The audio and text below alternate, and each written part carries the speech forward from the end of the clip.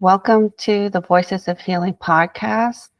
I'm your host, Tina Clark, and today I have a guest, Bo Bissett, here with us today. And he was a guest on my previous podcast, the My Weirdest Experience podcast. And he is season 2, episode 6. If you want to search for that, I will have the link in the notes. And Bo has been in the healing area for a long time. And he has quite a history of overcoming a lot of obstacles. And I wanted to welcome you to the show, Bo. Thanks a lot, Tina. I really appreciate it. Can you tell the audience a little bit more about yourself?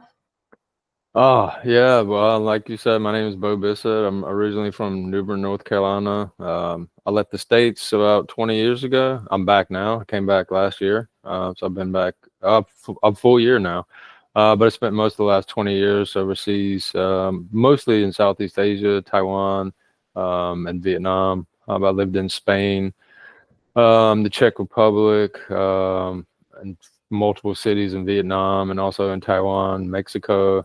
I travel around a bit. Mostly, I was teaching English and scuba diving. And then I guess, last 12 years, I've really dove into emotional, physical, mental well-being and health, and getting myself situated from some of the uh, some of the rough spots that I put myself in when I was younger. I've been really overcoming all that stuff, and really happy about where the light is shining right now. Yeah, so if we get into it in that other episode, but you had some trouble with some addictions and you were Mm. able to overcome that. Do you work with people on addictions now? No, I don't. What we're doing now, I'm focusing on a group.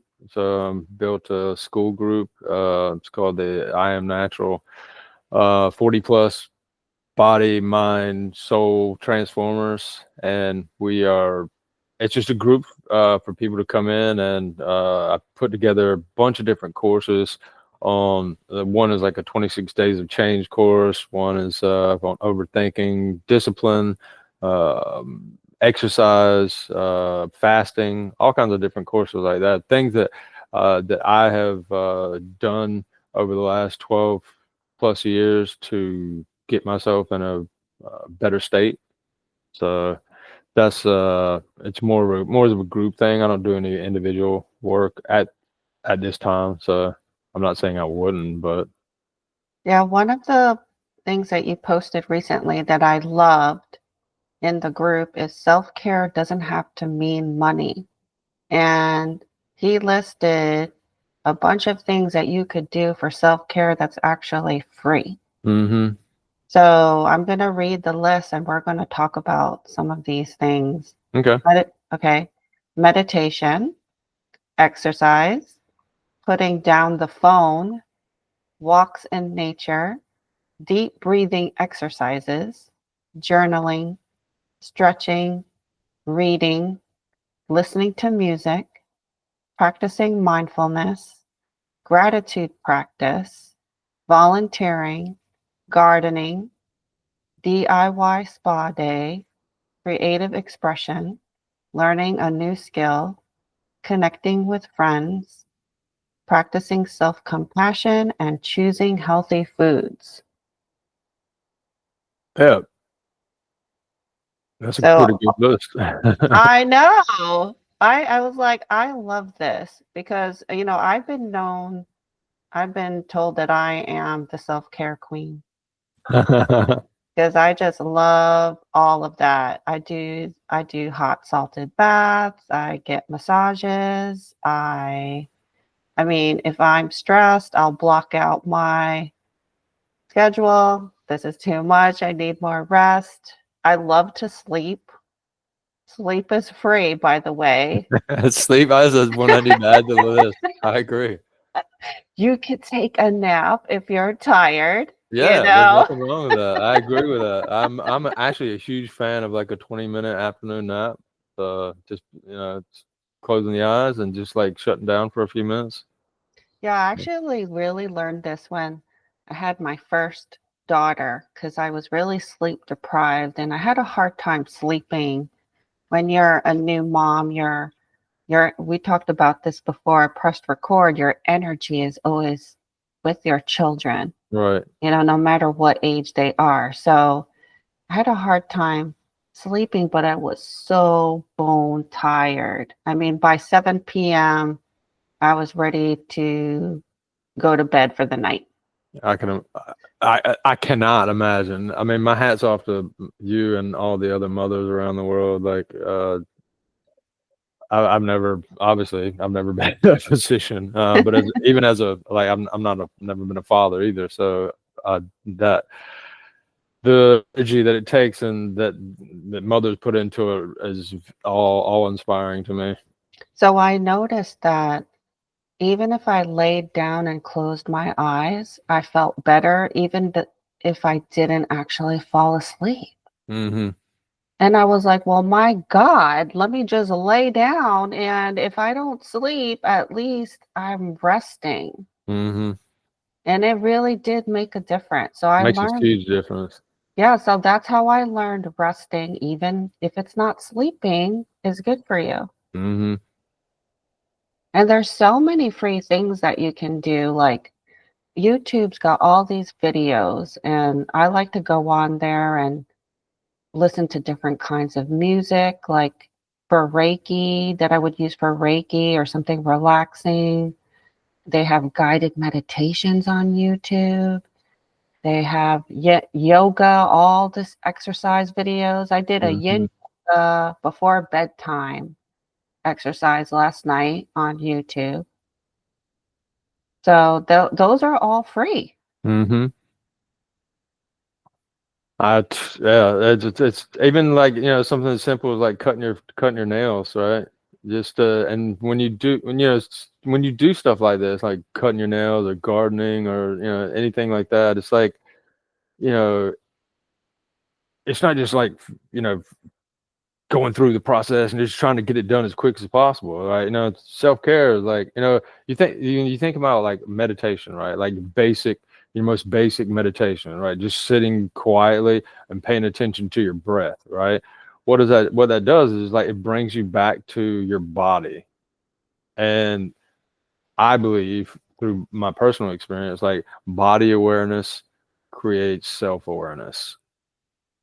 And so, like, yeah, something as simple as cutting your nails. I mean, if you're just, going through and slowly and methodically doing it and, cleaning things up, like, that attention, that focus. I mean, that's what meditation is, right? When you're focusing on your breath, it's about focus. It's about concentration. It's like not blocking out, because you don't block out thoughts, right? But, a thought occurs, and what do? You go right back to the breath, right?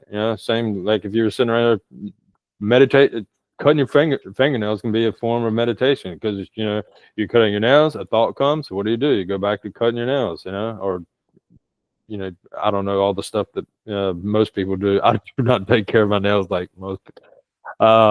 But yeah, you use what is that, sanding board and all that, all the other stuff to make them look nice. So So you could do that washing the dishes.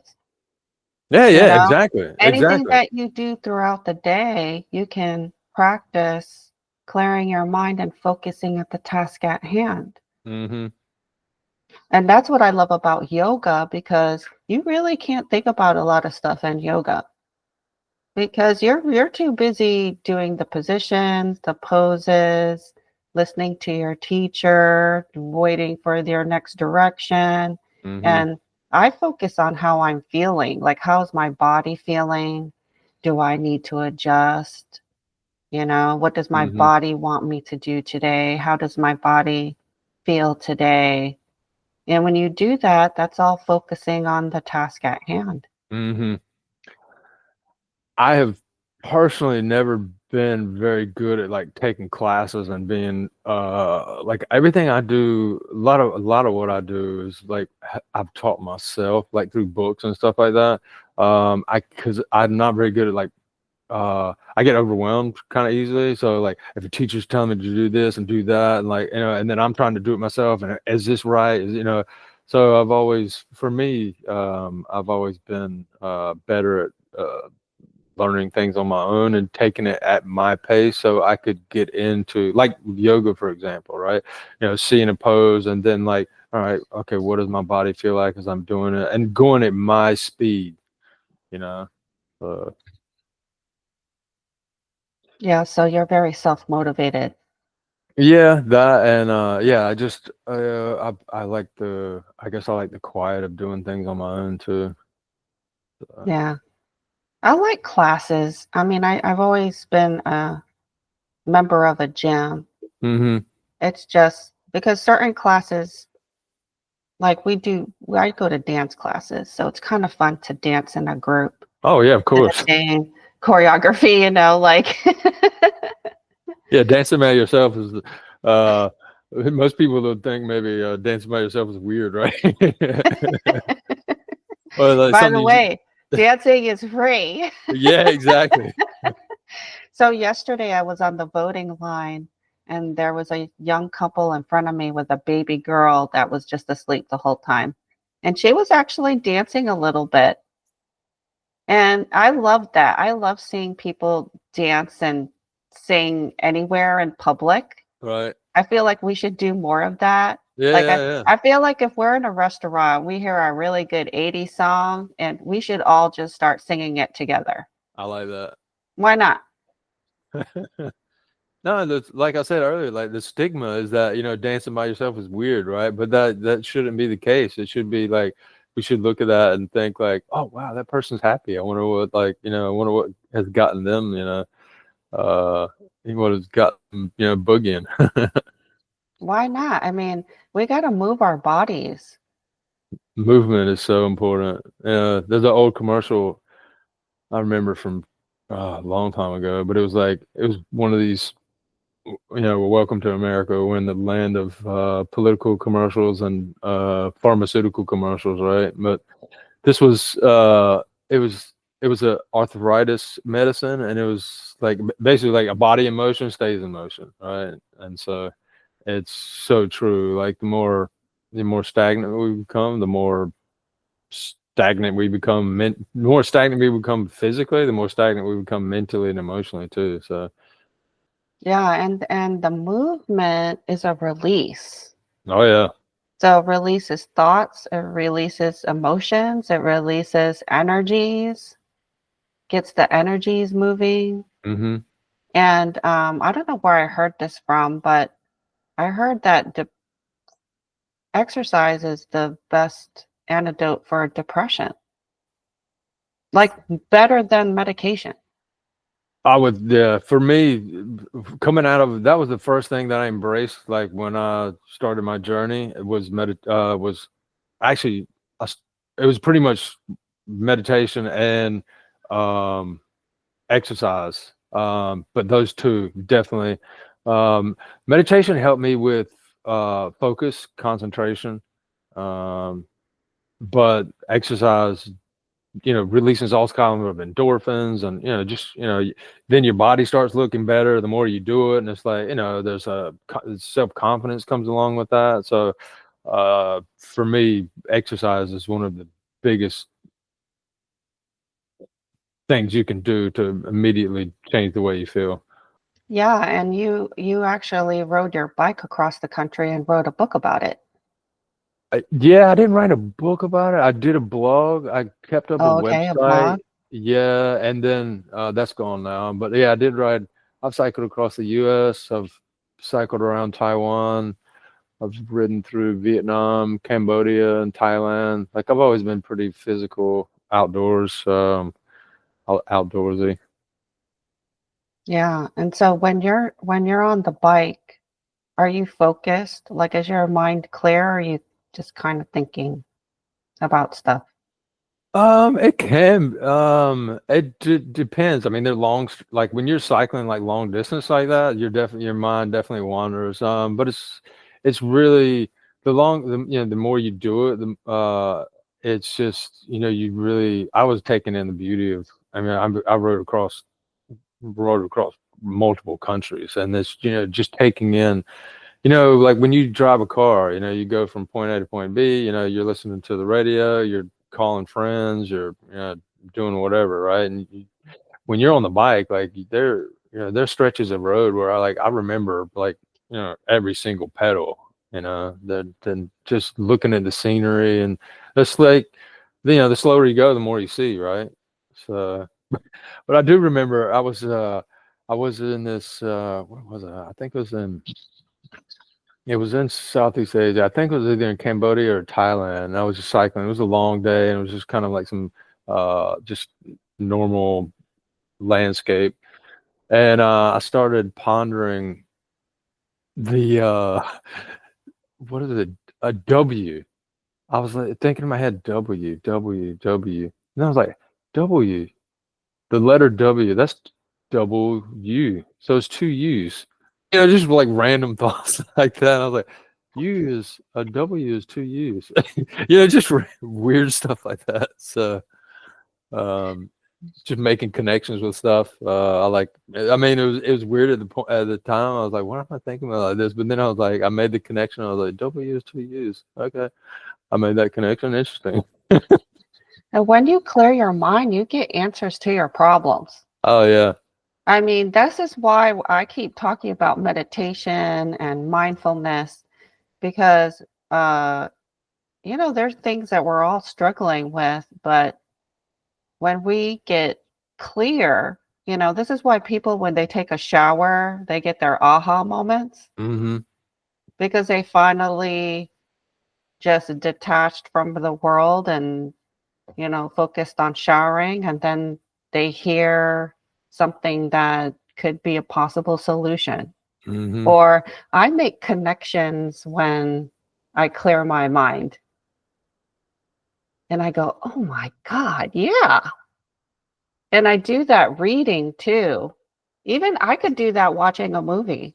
Really? I'll watch a movie and I'm like, wait a minute. And I'll start making a connection to something that I saw or heard in the movie. Hey, you're just shutting down the noise, right? And then you let then your intuition takes over, and then things, you start, and that's when you start listening, then that's when you start getting more nudges, saying like, and when you follow that intuition, sometimes it works, and sometimes it doesn't. But most of the time, when I follow those nudges, I end up in a better place than had I not. Yeah, so I'll give you an example. I've been watching Gaia TV and they were talking about the goddess Isis Mm-hmm. and Horus and Osiris. Right. And if you're familiar with the story, and Isis has been a guide for me for at least 10 years. I mean, I actively connect with her in my meditations and my Mm-hmm. shamanic journeys and Right. everything. And my power animals are the hawk and the black panther. Uh-huh. Now, the black panther, she lent to me because it's one of hers. And then the hawk was identified by my shamanism teacher. Mm-hmm. But the connection I didn't make was one of the stories that about her is that she turned into a hawk when she went to collect all of the pieces of Osiris when he was killed and chopped up and all his pieces were all over Egypt or maybe Mm-hmm. all over the world. Right. So I didn't really know about that or think about that. And then her son Horus has a hawk head. So I was like, of course, that's why my power animals are a hawk and a black panther. It all is related to her. Right. Oh, that's cool. So yeah, that's the kind of stuff I think about. I But like. Hey, it's nice, like you said. Just when you clear your mind, and then there's just those connections start happening. It's awesome to. It feels awesome when you start making those connections, right? Because you're no longer asleep, you know, and you're and you know open. what? It's fun Yeah, and it's yeah. exciting. When you come up with a new pattern or connection, you're like, oh my God, why have I not ever thought of this? Mm-hmm. Like I never made this connection. it takes a while to make these connections. I agree. Yeah, it's we were talking about before we started recording, about technology and like, the the implications of using it too much. And I mean, I couldn't agree more.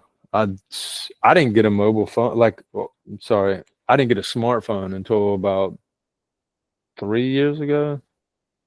Maybe it's 2 years ago, 2 or 3 years ago. That was my first one. I had one of those old Nokias for the longest time, and I refused to get a smartphone. But I was starting to do more stuff online, and so I needed something to record, and it just became easier. And but still, like, I mean, I I rarely carry my phone with me. It's more of a tool, like, to record videos and stuff like that. And if I find myself picking it up too often, I'll just put it down for a whole day and just like no. Um. So anyway. Yeah, I've resisted the smartphone too. I did not want to get one. And I hung on to my Nokia for as long, I mean, as possible. My brother-in-law was making fun of my Nokia. And I was like, it works fine. Yeah. Why would I replace it? Uh, You know? I agree. I agree. So you still have it? No. Oh, But I finally got a smartphone reluctantly. yeah. But I still don't like to be on it a lot. Like I still have a laptop. Yeah. Yeah. For the laptop, I use like my main phone number that I use is a Google Voice phone number. It's the phone number I give all my friends and family. And then I mean I use it for pretty much everything. And so you can use Google Voice on the laptop, right? So if like if I'm working and a call comes in, I can answer it on my laptop. And then if I walk away, then it's like having a landline. So I answer phone calls, if I'm there, and if I'm not, then I don't. So Yeah, so the technology right now, we were talking about the new generation and how they're really interested in all of this holistic healing hmm and but then they're all also addicted to their phones. yeah, I mean, the f-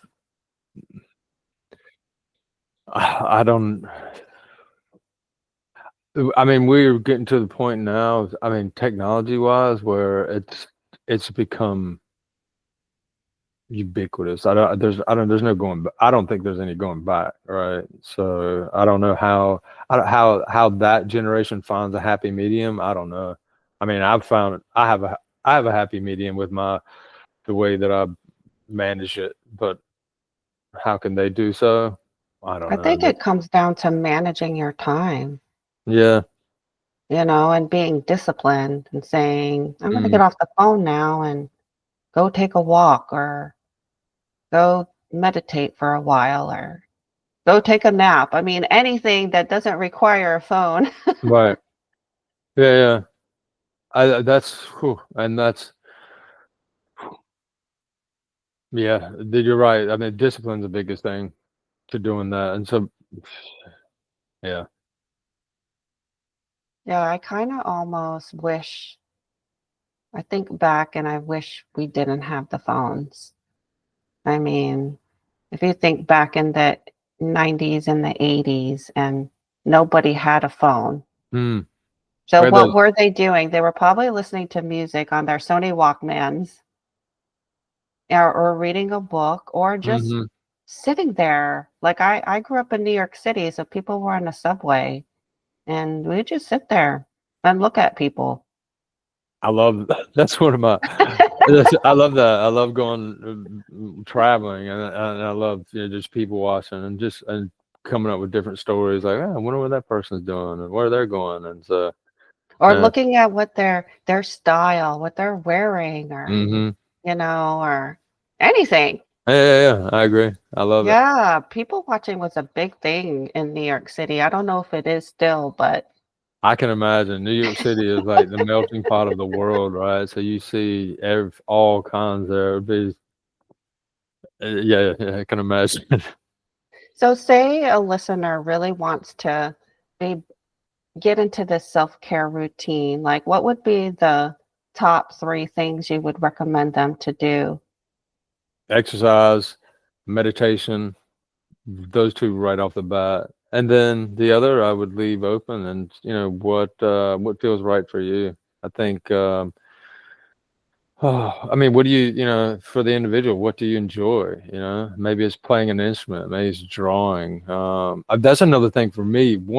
I fell out of it. I wish I've still have the skills which need to be sharpened, but for me, one of the most meditative experiences I have ever done has been drawing.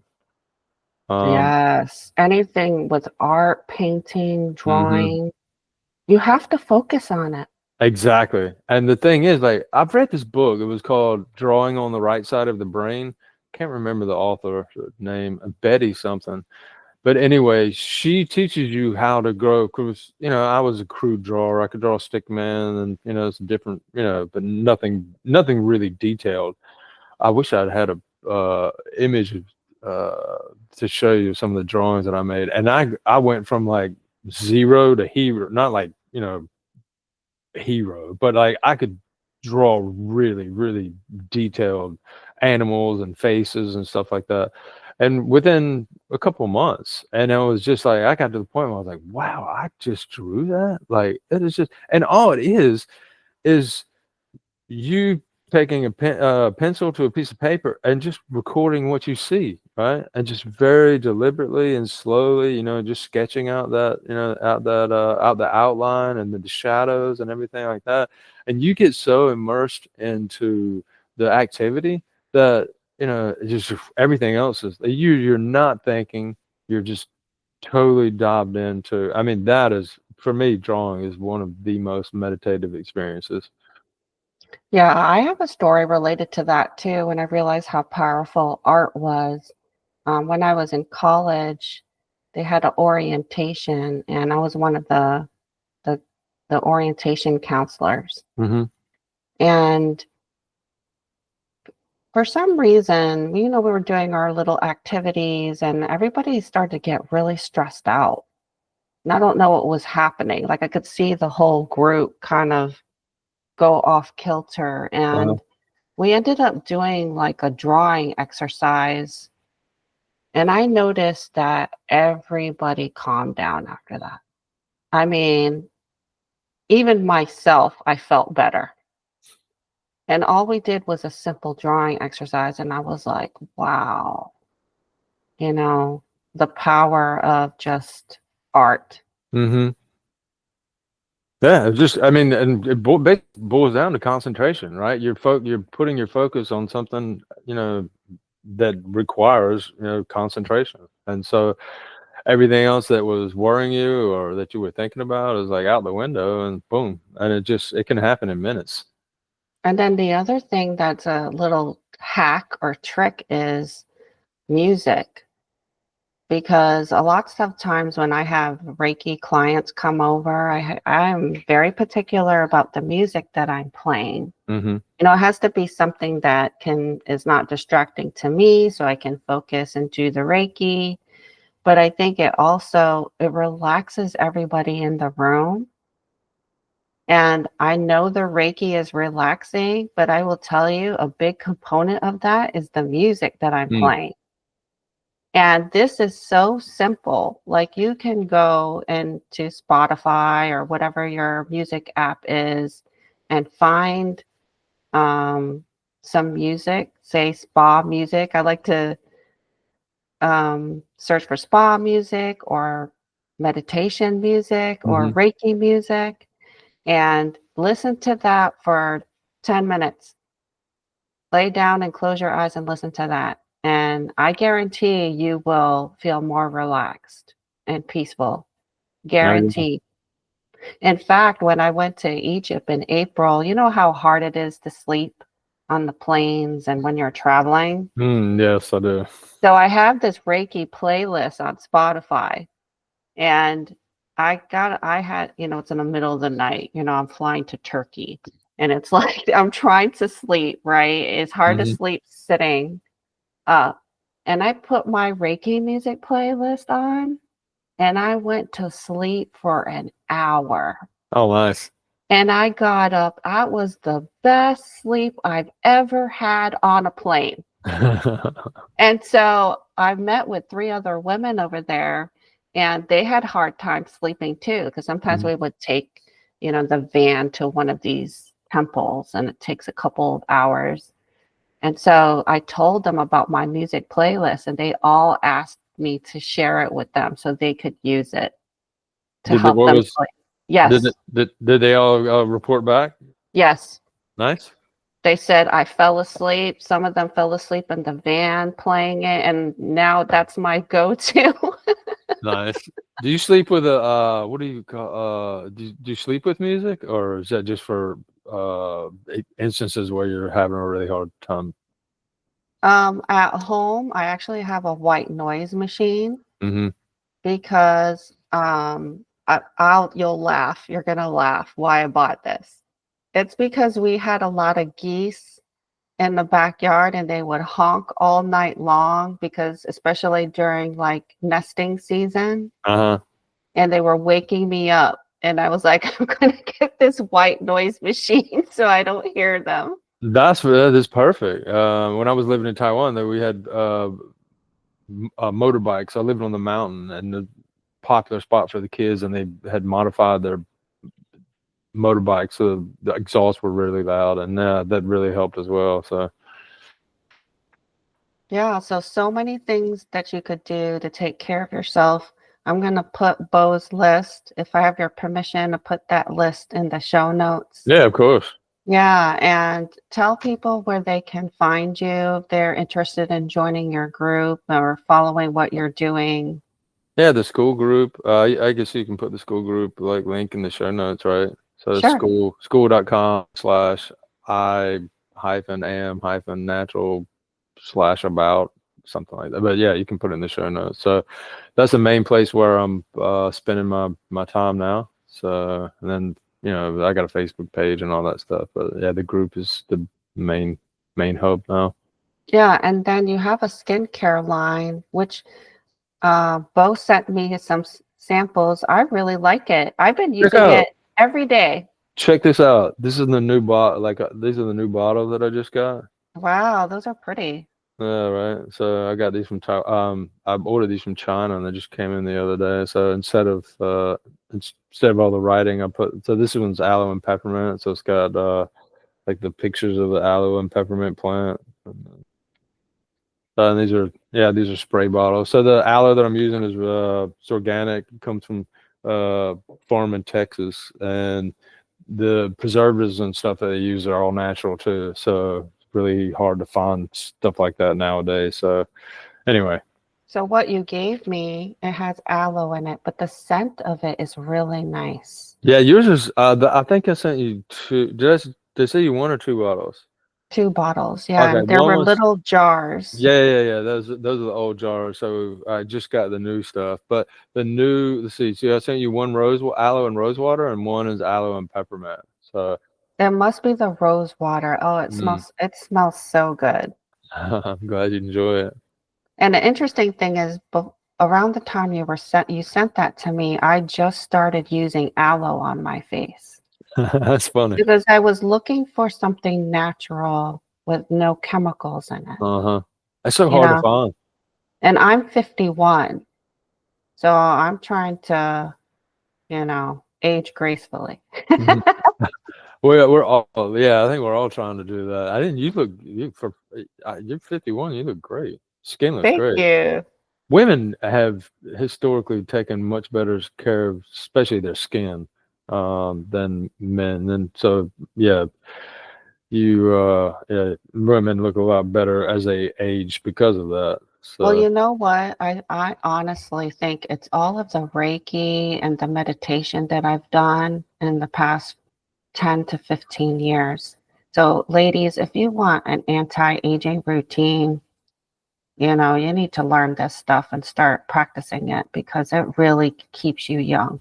mm, I mean, I have good genes, but you know, you look at your family and you see how they age. You know when they start getting gray hair and hmm I don't dye my hair. Really? Yeah, I don't dye my hair. I only have a couple of grays on the Wow, top that's and side. impressive. I know, it's bizarre actually. Your relatives or family, you're like, is it native? You got some Native American No, my mother's heritage? Filipino, Oh, Filipino. and Okay. my father, he's American, Caucasian from New Uh-huh. England. Okay. Yeah, but it's weird. I'm telling you, I'm happy about it though. Mm. No, Asians tend to age a lot more gracefully than white people. And black people as well. Black people, Asians, the darker skin, people with darker skin complexion age a lot more gracefully. Yeah. Well, thank you, Bo, for being on the podcast. It's nice to reconnect with you, and Yeah, you as well. we've been keeping in touch anyway. Yeah, So yeah.